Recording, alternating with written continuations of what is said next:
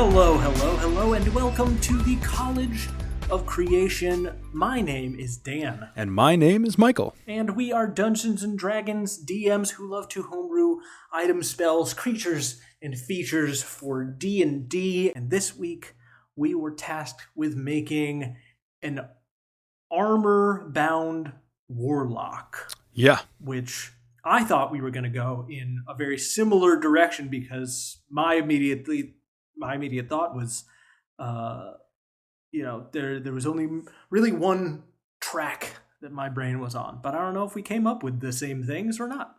Based on the names, I think not this week. I think they're quite different. It just sometimes, Michael especially, you find your way into a totally left field zone from the original prompt, which I love, to be totally clear. I enjoy this. This was definitely one of those prompts. I started in one spot, and I kept hitting my head against the wall in that spot, and it ended up going a completely different direction, all within the process of the College of Creation, right, as has been for the last couple months. Yeah. Before we begin, you normally have questions for me in this section of the show. Oh, sure. Today, I bring my own question for you. Have you ever had a player at a consistent table of yours step up and become a DM? Let me see here. I've played with a lot of people who are already DMs or have DM'd in some capacity. Now that I think about it, I have played with a lot of people who also DM, but they DM'd before playing with me. Sure. So it wasn't necessarily the kind of thing where, inspired by me or otherwise, played as a DM.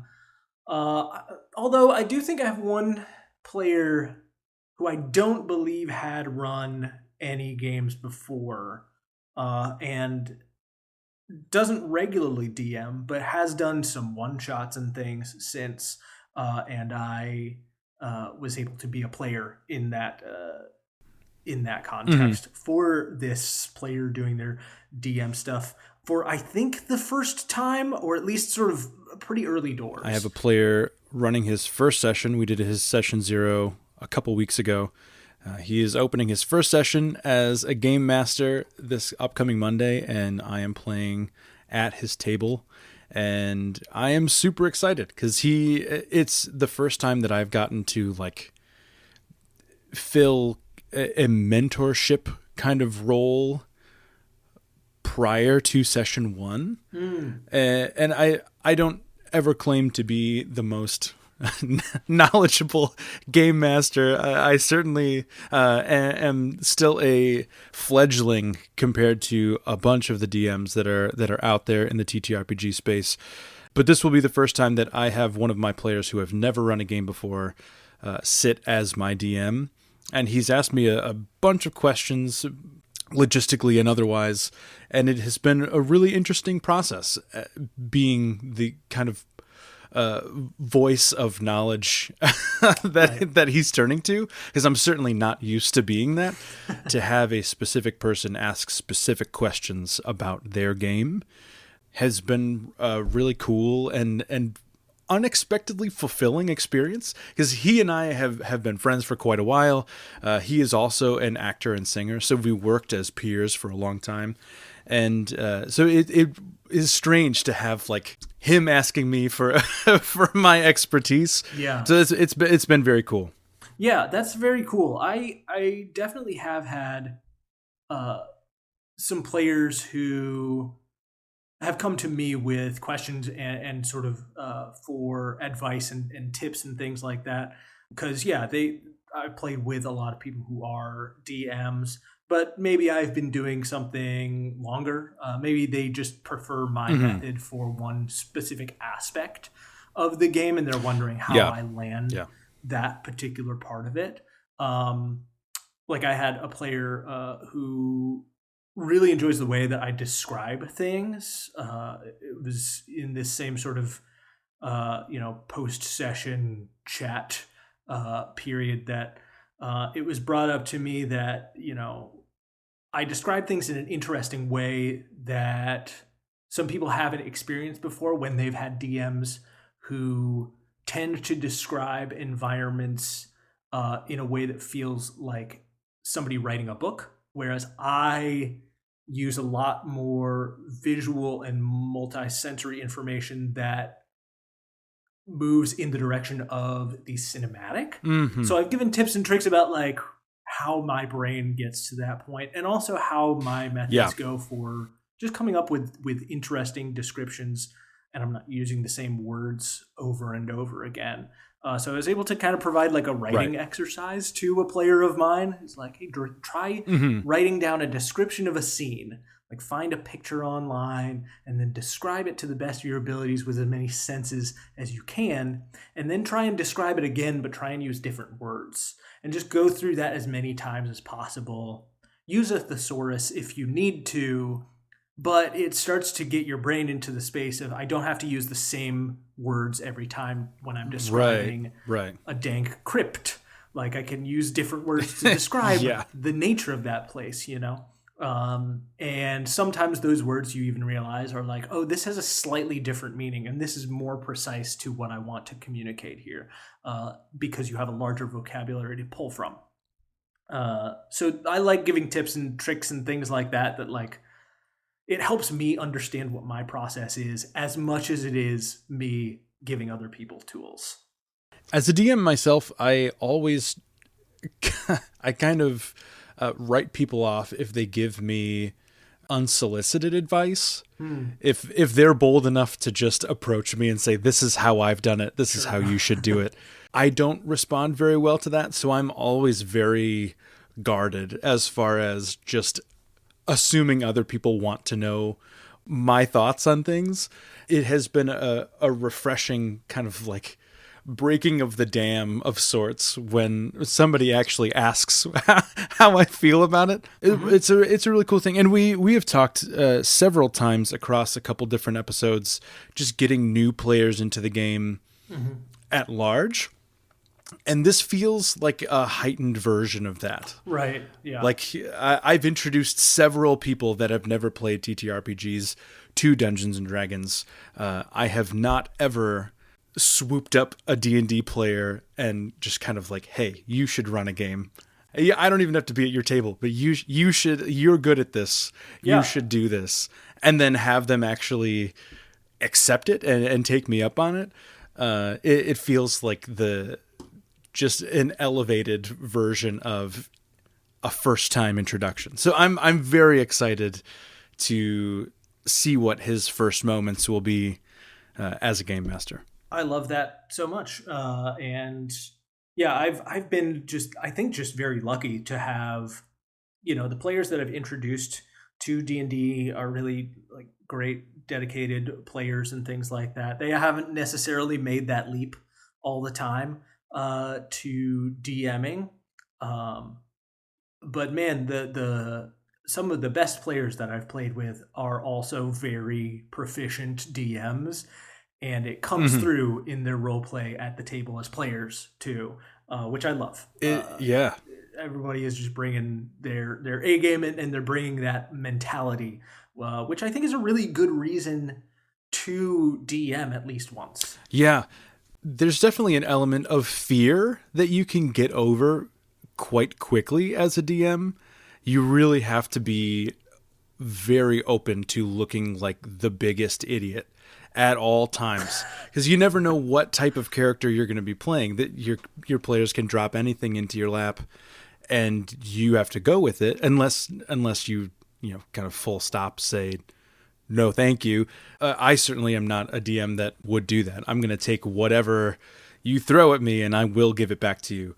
But there is that sense of fear that a DM has to kind of be maybe not invulnerable to, but definitely okay with channeling, using that as the fuel to push the game along. That's a great way to eliminate that type of fear as a player too. If you DM first and then you play in a game, it's so much easier to go full force into a character. Yeah, definitely. And I think that like that fear is very valid, right? That fear of like, I Incredibly don't want to so. make mistakes. Incredibly so. I don't want to, I want to make sure my friends are having a good time and everything like that. Which is why definitely I'm like, hey, don't probably have your first time running a game be at a convention for strangers. That right. seems like, lots of people are very nice and generous with feedback. But I think it is really nice to start your experience with people who you trust, who you like, who are going to give you that extra bit of grace where like if you make a mistake, they don't care as much. They're more interested in like, having a good time with their friends. So that trust is really key at the table. And once you have that, and once you've had that experience among people that you really, really trust, I think you do realize like what works, what doesn't. And you can take those extra moments to be like, okay, cool. I don't want to make a mistake here, guys. So I'm going to take like 5 minutes so that we can look through this, or that I can decide where this needs to go next. Yeah. Like having the leeway to pause, to, have the people around you acknowledge that like, this is my first time doing this and I want to try and get it right. And just going forward with that is excellent and ideal. And if you can make that happen, I think that's great. And if you can make that happen for somebody at your table who has expressed an interest in DMing but isn't sure where to start, like that's you. You can say, hey, you can start with me. I would be happy to like be there and be a guinea pig for you. Let's do it. It's just so delightful and wonderful to do that for somebody. As far as right now, I think it is high time that we get into our creations for the day. Again, to remind you all, we have made for today a Warlock patron tied to armor of some sort. An armor-bound Warlock patron. I believe you went first last week, right? Yeah. I think it's on you to go first this time. I'd love to know what your sort of approach was, because I had a very clear approach that I'll be honest, I don't think I landed. I'm gonna need some feedback, I think, from you. But I had a very clear idea of like, this is the only thing that I can think makes any sense. But I am curious to know what your process was. I also had a very clear idea of what I wanted to do right away. The more I worked on it and thought about it and attempted to fit the pieces together, the less I liked it. And so I took 2 days and did not think about it at all. I said, I'm putting this down. I hope something comes up that works. An idea has to show up eventually.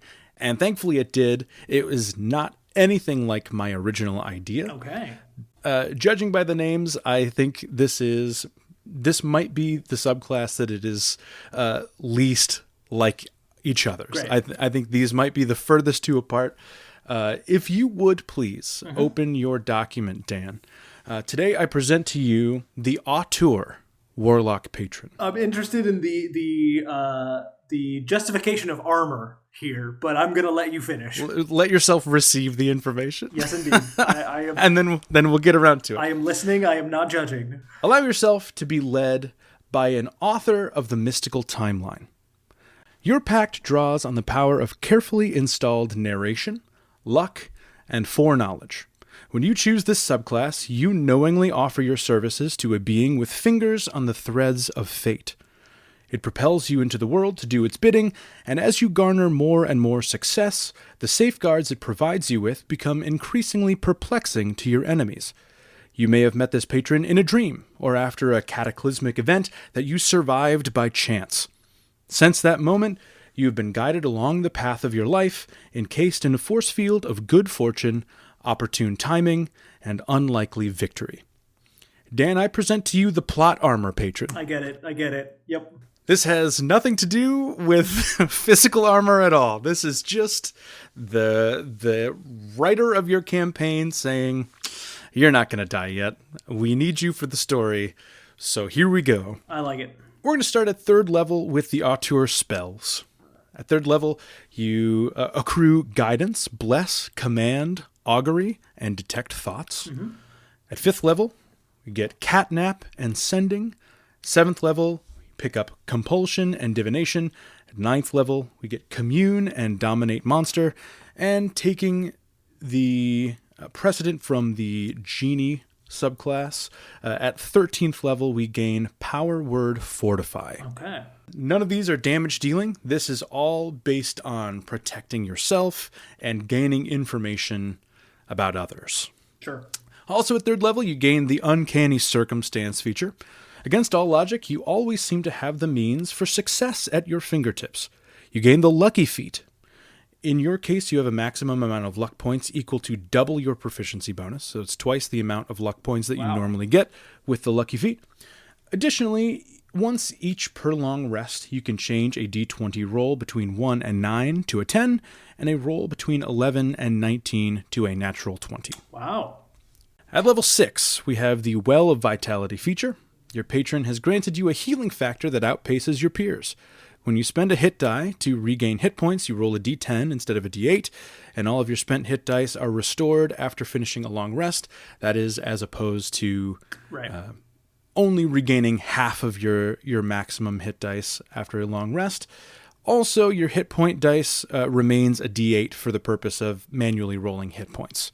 So if you're rolling for max hit points, you're still only rolling the d8. Right. You don't get the d10 bonus there. So your general hit point average stays sort of lower to mid-tier, but your healing ability, especially on short rests, is very your healing ability enhanced. Yes. Yep. Yet another reason for a warlock to take a short rest. Correct. At 10th level, we have the Adaptive Resilience feature. As the breadth of your given abilities increases, so too does the breadth of the protective energy around you. You have resistance to all damage dealt by spells, as long as the damage type is one that you can also deal with a spell you have prepared. Oh. So if you can deal a damage type, you are resistant to that damage type. That's cool. Notably, all of the granted spells are non-damage dealing, so you have to put in the work to kind of spread the wealth around within the spells that you know. You have to become a little bit more versatile in that regard. But if you can do it, the more that you learn, the better protected you can be. Nice. And at level 14, the Warlock capstone here is called Prone to Triumph. Your trajectory towards success is ever increasing, and you can hold the likelihood of other successes in your hands. You have advantage on all saving throws. If you succeed on a saving throw prompted by another creature, you can use your reaction and choose to fail instead. Whenever you choose to fail in this manner, the other creature has disadvantage on their next d20 test. This disadvantage supersedes any other rule applied to the creature. So even if they would have a straight roll or advantage, they do not anymore if you use this reaction. Gotcha. So this disadvantage is unilateral.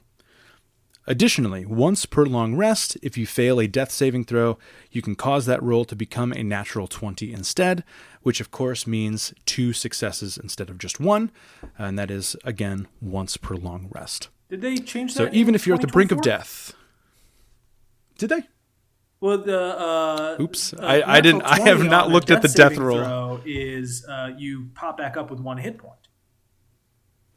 Oh, great. Well, that still applies then. I'm still fine with that. That's the rule that I am aware of, at least. But I don't know if they did change that in 2024. I have no idea. I thought it was just 2 successes. A nat 20 was 2 successes. No, it's one of those things where the rolls are actually weighted heavily in favor of bringing a character back to life, where a natural 1 is 2 failures. And a roll of 10 or higher is a success. So it's already skewed a little bit in your favor. Mm-hmm. But a natural 20 is, I believe, and I will be double checking this right now. Let's double check this. Maybe that's just a table rule that I've played with enough times that I've conflated it to be the real rule. I have been at a table where the DM either wasn't aware of that particular rule or just didn't, had a house table rule that wasn't communicated beforehand. The actual rule is rolling a 1 or a 20. So when you roll a 1 on the d20 for a death saving throw, you suffer 2 failures. And if you roll a 20 on the d20, you regain 1 hit point. Okay. So it's one of those weird things where Even it's better. not equivalent Even better. on both sides. But yeah, I feel like that's Yeah. That's pretty cool here. Still tracks. I'm not mad about that whatsoever. That just made the feature better, in my opinion. What I'm getting immediately from this subclass is it's going to be very hard for you to fail any rolls at all ever. That's the point. Crazy. You have an astronomically high threshold for success. Up in the higher levels, you're looking at 10 luck points, which is crazy. That's great. That's so many luck points. And I know they've changed the way that lucky works a little bit, so that it's a little more balanced out, I think. And then the change of a d20 roll between 1 and 9 to a 10, and an 11 and 19 to a natural 20 once per long rest is almost effectively 2 additional luck points, right? Like the 10 is maybe not a failure, but it's pretty good. Bring you up to average, yeah. This is going to be a very hard warlock to stump or stymie at any turn. Yeah, and you are not necessarily going to be the most powerful warlock, but the idea is not that you do a bunch of damage. The idea is not even that you have a necessarily high AC. Yeah. You can still get hit a bunch. Oh, yeah. You might actually become a target. If you are against intelligent enemies, they may realize this character is not going down. For whatever reason, it seems like we're hitting it a lot, and it's still not faltering at all. We're all going to focus on this warlock. So it may end up causing more grief than it's worth, but I think that there are many safeguards in place against even getting close to death. And I do appreciate the 14th level feature presenting you the opportunity to yes, your whole thing is about ideally succeeding all of the time, but here is also an option for something that is good that you can do by choosing not to succeed. Right. So by allowing yourself a little bit more flexibility with the subclass, I think that helps also balance things out and provide an additional avenue for playing the subclass. And 8 times out of 10, that's going to be pretty close to the 3rd level feature, or even lucky, where you can impose disadvantage with a luck point. But the fact that it is undeniably disadvantage, even with a luck point, sometimes you're just negating advantage and causing a flat roll.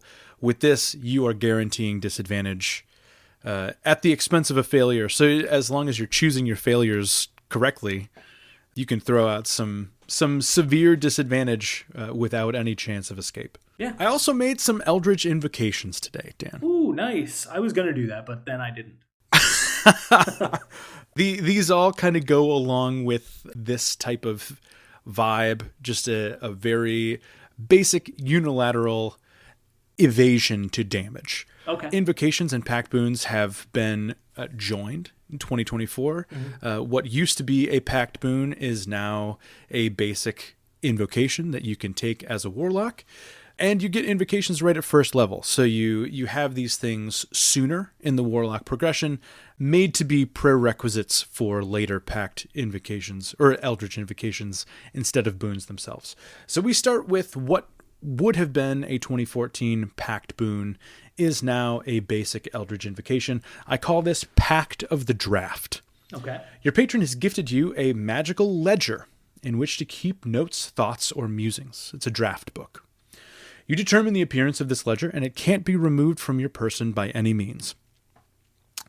When the ledger appears, choose 1 1st-level spell and 1 2nd-level spell from the Warlock spell list. You can't be affected by those spells in any way when cast at their lowest level. Whenever you finish a long rest, you can replace these spells with different ones that meet the same requirements. So you choose 2 spells that cannot damage you, that cannot impose any type of condition. You are immune to those 2 spells. Now, the chance that your DM is going to metagame this and just not use those spells against you. That is kind of up for speculation at a table-by-table basis. But I think a good DM would include those spells here and there just to make it feel worthwhile. But you are immune to 2 spells. Because you can change them out every long rest, like, I don't know about you, but I as a DM am not really... I'm not in the habit of every single long rest double checking my players. Like, okay, do you have things that reset on a long rest? Are you switching those out at all? Like, I'm not doing that. Like, tell me your prepared spell list for the day. I'm not having people send me their prepared spell list at the end of a long rest. Right. I'm trusting that you have prepared spells for the day and that those are the ones you're going to cast. And yeah, that means you could lie. You could be like, I actually did have locate object prepared. Right. But I trust that my players don't do that. And in the same way, I would trust that, like, you're going to put 2 spells on there. You're going to set them aside. And I'm going to use whatever spells I want. I have no idea what you have on your list. So when you tell me that actually doesn't hit, I'll be surprised, and you will have...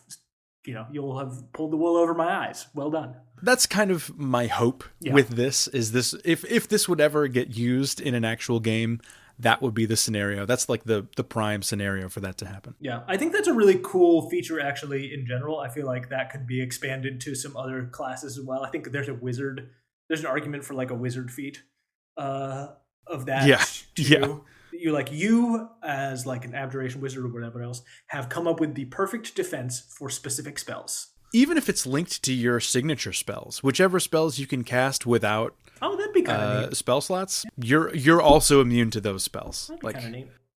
The next 3 invocations are all the same. They are built off of Pact of the Draft. They are Adept Abjurer, Veteran Abjurer, and Master Abjurer. They all read exactly the same, with just a few subtle changes. The first one, Adept Abjurer, is a prerequisite of level 5, and you have to have Pact of the Draft. You can add either 1 additional first level or 1 additional second level spell to your ledger. The spell cannot be changed at the end of long rest. So this is just a lifetime selection of a spell to add. Veteran Abjurer is a prerequisite of level 9. It's exactly the same, but for a 3rd level or a 4th level spell. Also cannot be changed after rests. And at level 15 for a prerequisite, you can take the Master Abjurer invocation, and that is 1 5th level spell. I like these a lot, and actually I would... Part of me kind of wants to pull these and just like rewrite them as just feats that can be taken by any spell casting class. That you're just like, learn 1 spell. You are immune to that spell. That's it. And it has those stages of like, you got to take a high level one to get a 5th level spell that you're immune to. Right. But like, you could be immune to a 1st level spell that's cast at 1st level. That's fine. That seems actually dope as hell. It's great. Because it doesn't even have to be damage dealing. There's so many things that deal damage that almost feels like a waste. I'm thinking like detect thoughts. I'm thinking like something like Gesh, where they change an entire planescape of illusion, and your whole party is like, oh, we're in this crazy mystical place, and you're like, no. I'm immune to Gesh.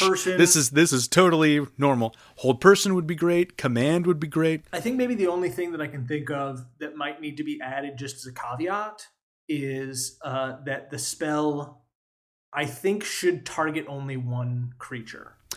Yeah. Because then like there's a weird argument to be made for something like darkness or silence, for example, where it's an area of effect that has like a sort of condition applied to it, and like it's doing the same thing as like Eldritch Sight functionally then, if you allow it to function correctly. Or it's allowing you to like cast somatic spells within an area of silence in a way that like not another spell does. So it's a little like, I can see it being cool, but I can see there being a lot of cases of like, I don't know, a little bit imbalanced. I think maybe it's limited to spells. I think there are enough outlier cases to justify that stipulation. I do agree with you. I think that is a good amendment that I should put in there. But I think it's a great feat structure in general. Thank you. Very cool. Thanks. The next two are kind of similar. They are tied together. The first one is called Beginner's Bestiary. Select one of the following monster types and mark it in your ledger. Either beast, construct, humanoid, ooze, or plant. Once per round, when a creature of your chosen monster type hits you with a weapon or spell attack that targets only you, you can reduce that damage taken by your Warlock level. Nice. The other one is called Elite Bestiary. The prerequisite, you have to be a 9th level Warlock. You also need the Pact of the Draft invocation in place. Select one of the following monster types, exactly like the other one. This one is aberrations, celestials, dragons, elementals, fae, fiend, giants, monstrosities, or undead. Exactly the same thing. Once per round, when one of these creatures hits you with a weapon or spell attack that targets only you, you can reduce the damage taken by your Warlock level. Nice. Also, these are both repeatable, as are all of the Abjurer invocations. You can take them multiple times. Yeah. If you Just want pick to. a different thing each time. And the last one down here, I call this Pact Ward. It is a very basic invocation. You can take it level 2+, and all you need is a Warlock cantrip that deals damage. Great. Choose one of your known Warlock cantrips that deals damage. When you hit another creature with that spell, you can give yourself 10 hit points equal to your Charisma modifier as a reaction. Okay. Cool. And that's it. A collection of invocations and the Auteur Patron. I like it a lot. I appreciate the plot armor thing, and it definitely tracks with the features here. Yeah, hard to fail. Hard to fail as this particular Warlock. But again, I think you're right. It's very much balanced out by the fact that it's not particularly powerful in any direction except keeping itself from failure, right? Which is a really interesting angle to take a Warlock, I think. I think that could be a lot of fun. I was trying to think of big pop culture moments where plot armor is used, like egregiously used. Mm-hmm. And I'm thinking like action movies, like any Jason Statham movie where sure. he just takes so much punishment in the matter of like 30 minutes. Any of those, especially like 80s and 90s action movies where it's just like unparalleled amounts of damage that these people are taking. You never really see them like do anything crazy. Unless it's like a martial arts movie or something. Like the hero is just like blindly firing bullets back. The playing fields are still level, but some higher power is just saying, no, all of those incoming bullets are just going to miss you. Yeah, it's the stormtroopers like firing wildly. Exactly. Right? Like, this exactly. is just the lucky feat being used to force those all to be re-rolled, and then they're rolling too low. Right. And like, right. It's not happening. Notably, though, I did include quite a few rituals in the granted spells. So you do have some more flexibility as far as spellcasting goes. Quite a bit of additional spellcasting that you can get for free if you want to take the time to do it. Yeah. What about you? Let's talk about the Forge Lord. Indeed. So here we have my first primary idea was, yes, Warlock that functions based on armor. Well, I'm thinking let's take the concept of a Hexblade, take it to armor, right? Hexblades are all about like it's a sentient weapon or a sentient weapon focused sort of thing that is your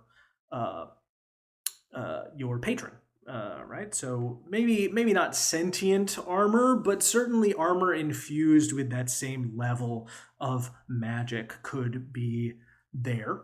And what are sort of the things? And so I was trying to find a way to mirror, to a degree, Hexblade stuff, while also having some fun with something that felt almost like Forge Cleric and Armor Artificer, but without going all the way into those things' spaces. I had a lot of ideas, and then I realized that all of them were almost the same in that they were all just like these wild defensive bonuses. It's like, okay, that's cool, but like, and it makes for an interesting like tank Warlock, which is kind of cool, but it's something about it just like isn't all the way there, and I can't quite figure it out. But let me tell you what I've got, at least. I can walk you through what we have. Yeah. Here. Let's go through it. So here is the Forge Lord patron. The great smiths and crafters of the old gained the ability to fold the strands of magic into their weapons and armor. Such artifacts grant the user extreme power and, on occasion, are infused with a consciousness of their own. These sentient and willful suits of armor may seek a worthy bearer, and should an individual achieve a pact with one, invincibility is not only possible, but may be well within their reach. Nice. So our biggest things are at 3rd level. The Forge Lord spells include, at 3rd level, Blur, Heat Metal, Sanctuary, and Shield. So some to do with giving yourself defensive bonuses or other people defensive bonuses. And that theme goes through the rest of the granted spells. So we have Elemental Weapon and Protection from Energy at 5th level.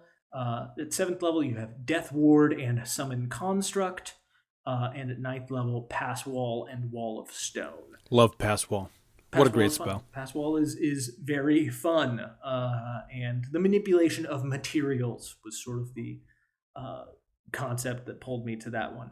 But then also at 3rd level, you get a couple of features called Pact Armor and Mark of Retribution. And Pact Armor is the big one. Pact Armor is the one that sort of powers the rest of the features. So you gain proficiency with medium armor, heavy armor, and shields. When you complete a short or long rest, you can carry out a ritual to bind to a suit of armor. If this armor has a strength requirement, it lacks that property for you while you are bound to it. And additionally, you can add your charisma bonus rather than your dexterity bonus to the armor's AC if applicable. Love it. And then also at 3rd level, we have the Mark of Retribution. This one I waffled on for a long time, but I was like, I feel like we need to have something that's active because a lot of the things I had come up with were very passive. Sure. So when a creature hits you with a weapon or spell attack while you are wearing your pact armor, you can mark that creature for retribution for 1 minute. The creature immediately takes force damage equal to half your Warlock level, rounded down, and for the duration, it takes the same amount of damage each time it deals damage to you. You can mark a number of creatures for retribution equal to your proficiency bonus.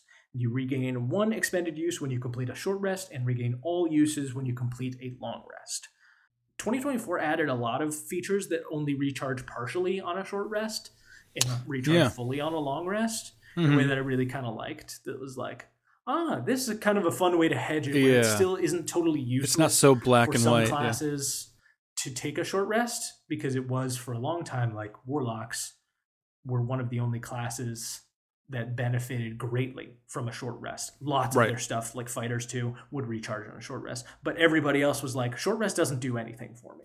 Right. Like hit dice, I guess. They've sort of hedged that a little bit and made it so like you can regain some stuff on a short rest. You can regain like 1 use of a key class feature on a short rest. Maybe not all of them, but you can regain 1 of them. And so that, I think, is a really helpful balancing thing. Just as an aside. Do you have the ability to mark more than 1 creature at a time? That was the intention, yes. Okay. You could do it as many, like, as long as you have marks, like uses of it available. If another thing hits you, that thing's marked too. It doesn't use a reaction. It doesn't do anything. It just happens. You just burn one of the marks and you're set. Sick. At 6th level, we have the Arcane Bulwark.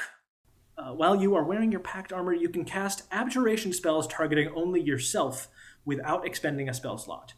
Once you have used this feature a number of times equal to your charisma bonus, you cannot do so again until you complete a long rest. 10th level, you get Repelling Defense. When a creature within 5 feet of you hits you with a weapon or spell attack while you are wearing your pact armor, you can use your reaction to force each creature within 5 feet of you to make a strength saving throw. And on a failed save, a creature is pushed 10 feet away from you in a straight line. So this is just like when you take some damage, you can basically cause that damage to radiate back out away from you and push creatures away, potentially giving you an opportunity if you're like surrounded to move into a more advantageous position. Yeah, for sure. And then at 14th level, Invulnerable Might. You may activate your Mark of Retribution and your Repelling Defense features even if the triggering attack misses you.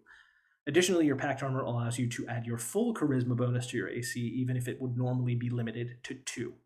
And I realized when sort of getting near the end of this is like, oh wait, I'm really giving you the opportunity to like raise your AC a ton, and both of these core features require something to hit you for you to be able to activate it, which means that if you're rising up your AC so much, then you're not getting hit nearly as often, and that kind of sucks because then you can't use your cool stuff.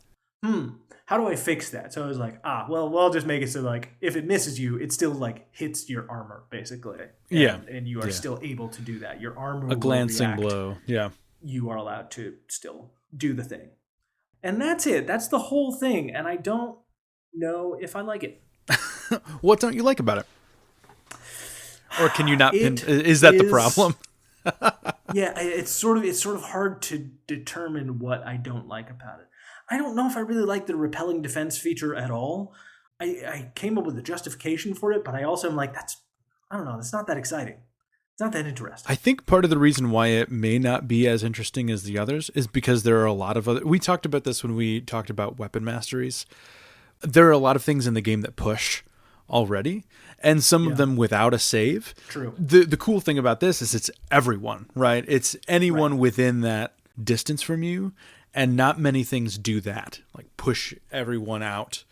This is very close to my first idea. So tell me about your first idea. So we started in a very similar spot, I think. My very first idea was like possessed armor, and that felt very close to the spirit subclasses that we just did, and I didn't want to replicate that.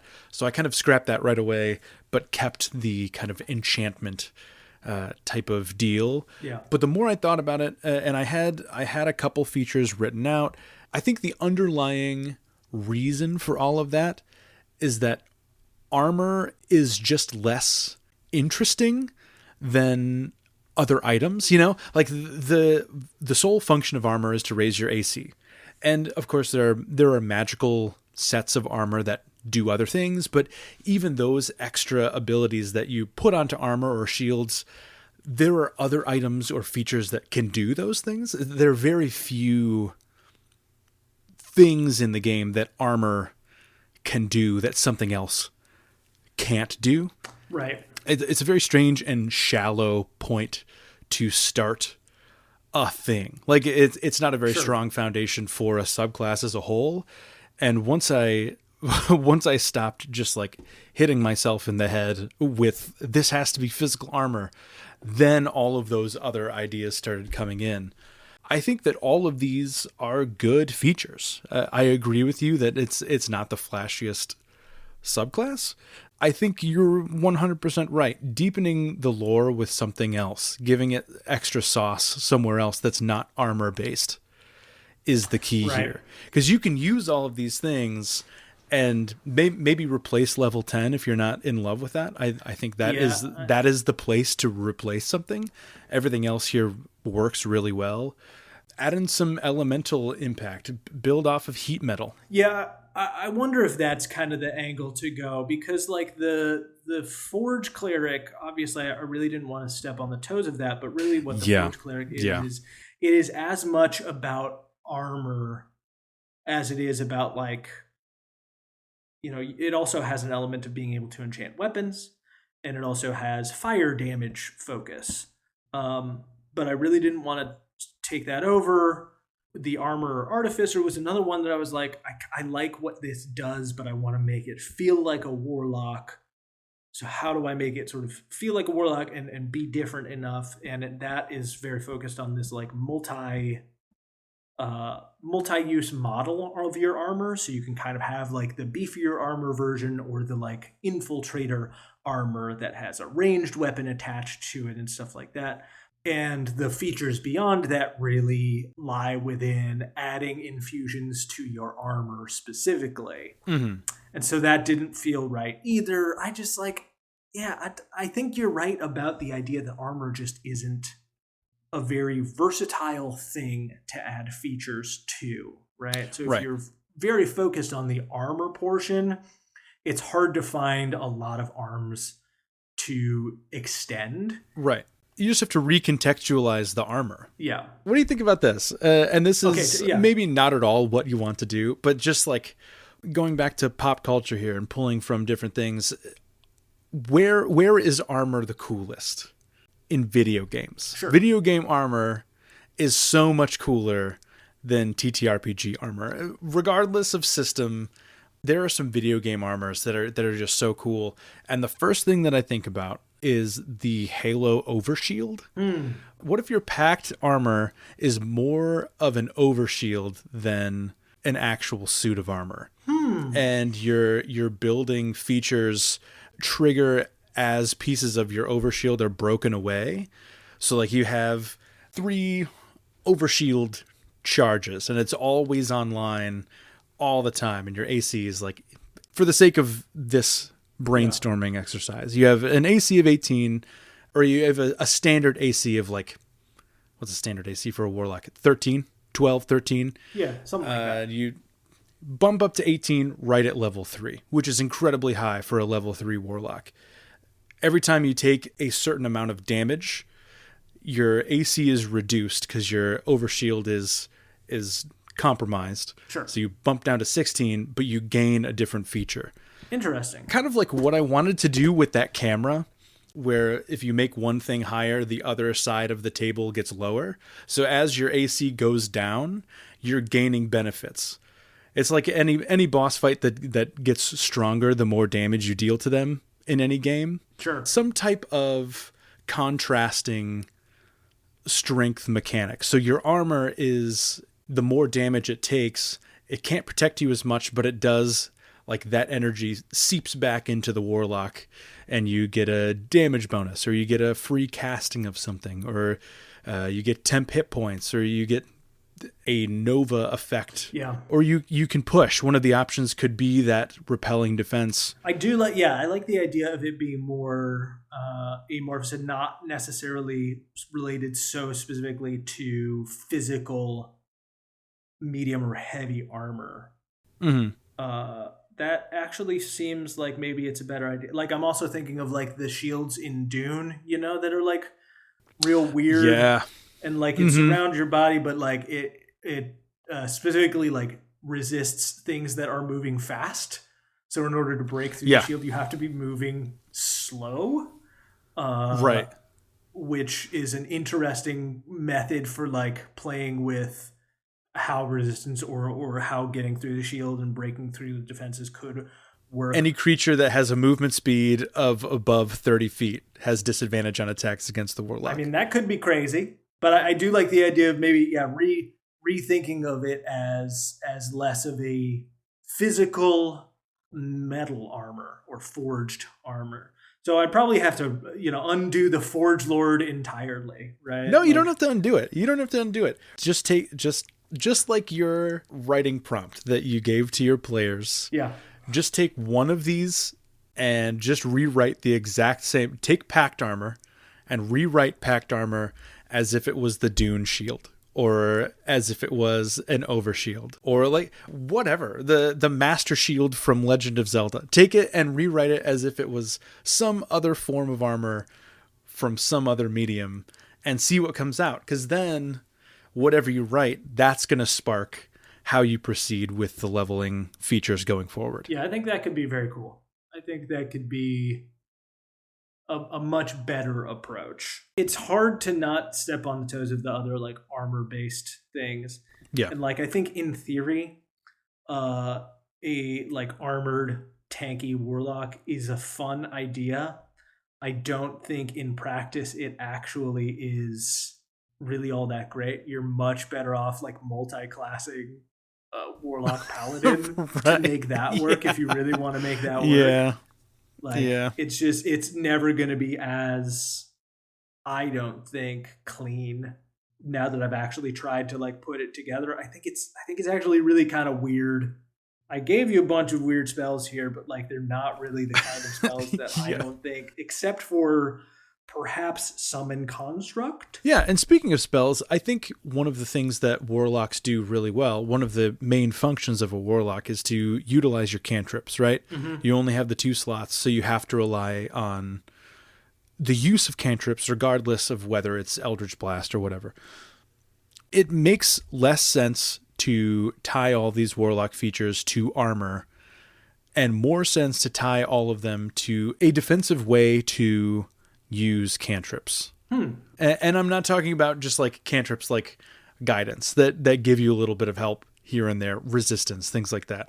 I'm talking about invocations which are very cool now. Any type of agonizing blast, Elder Spear that can be applied to any damage dealing cantrip.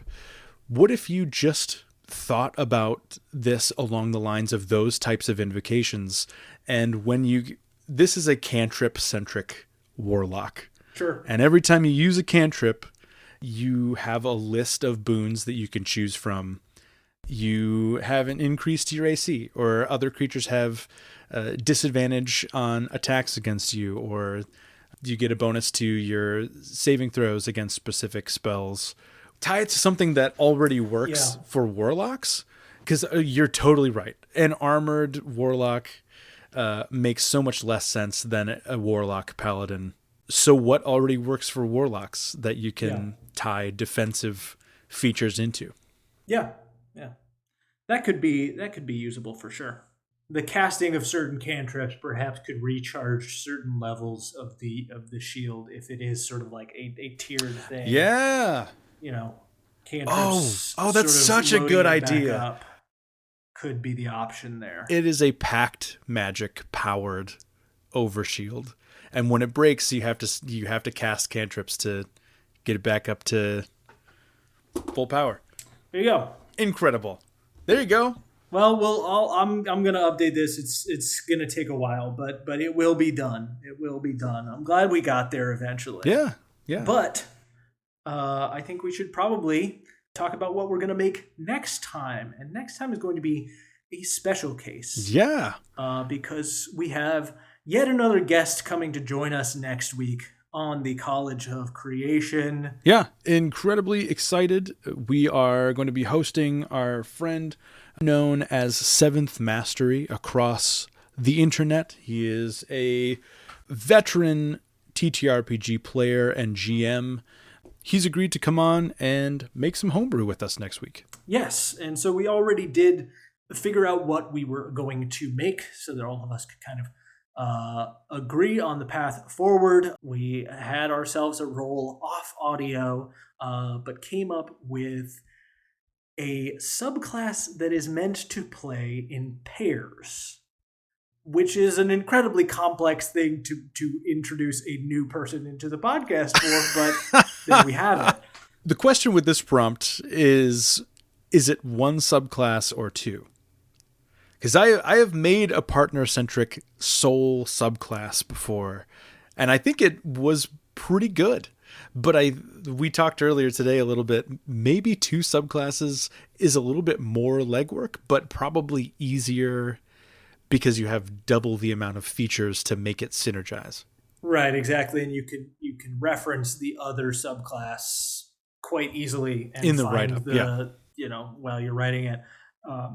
I will be interested to see what the level breakdown is. I think you've got to find two that synergize pretty well in terms of level markers for features. I think it has to be lined up or not. Right. The ones that are just on the edge might make for a strange combination. I think it has to be something that goes from third to a really high level, like a sorcerer or a paladin, which caps out at 18 and 20 respectively, and something like that caps out at 14, a warlock or a barbarian, something that is more low level centric, so that they can kind of carry the duo through the lower levels, and then the other one can kind of take over and push through into higher levels too. It's complicated. Interesting I've stuff. also made a subclass that it sort of has the intention of working with others. It's a bard subclass, but it's just a single thing. Yeah. And I'm going to create something fresh for this, but I also wasn't sure entirely if it should be two subclasses, subclasses for the same class, two subclasses for different classes. I don't know. I didn't think about that. That would be wild to make two subclasses for the same class. I feel like that's a lot. That's a lot of the same class. I mean, it'd be like you could do like ice climbers. Ice climbers feels like two rangers. Two rangers. Or maybe it's Mario and Luigi. Maybe that's true. Two fighters. Like yeah. Two fighters? I think they're 2 fighters. Or monks, maybe? 2 monks? Maybe. I don't know. I'll be honest, I haven't really started yet. So we're getting there. But I am excited to see what all 3 of us come up with. It should be a barn burner of an episode, and we hope that you, our listeners, will come back and check it out when that episode is out. Listen to our paired subclasses, whatever they happen to be. And you can come and check out all of the stuff that we've created thus far, and all the way into the future. If you want to jump over to our Patreon page, that is at patreon.com/College of Creation Pod. You can see all of the PDF versions of all of the creations. You get all the episodes. And if you want to join, be a patron, you can get access to all of the extra stuff. Compendiums, bonus episodes, and chats with me and Michael. Michael, I think that about wraps it up for us here on the pod. I think so. Yeah. Do you have anything that you'd like to say to the people before we say goodbye? Dan, I always have something to say to the people before we say goodbye. Today's is incredibly short. We're right on the cusp of Christmas Eve. I just look forward to spending some extra time with my family this week. I hope you all get a chance to spend time with whoever you would like to spend time with. I know that is not always necessarily family. I hope that you have your chosen group of other individuals and you are all keeping it close this holiday season.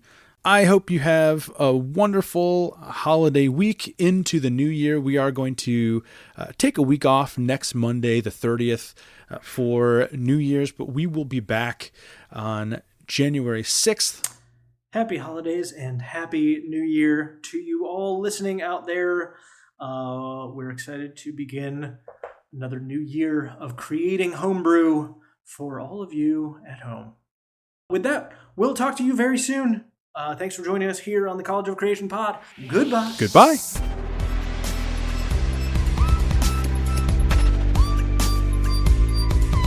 Hey everyone, Michael here. Thanks for listening to this episode of the College of Creation.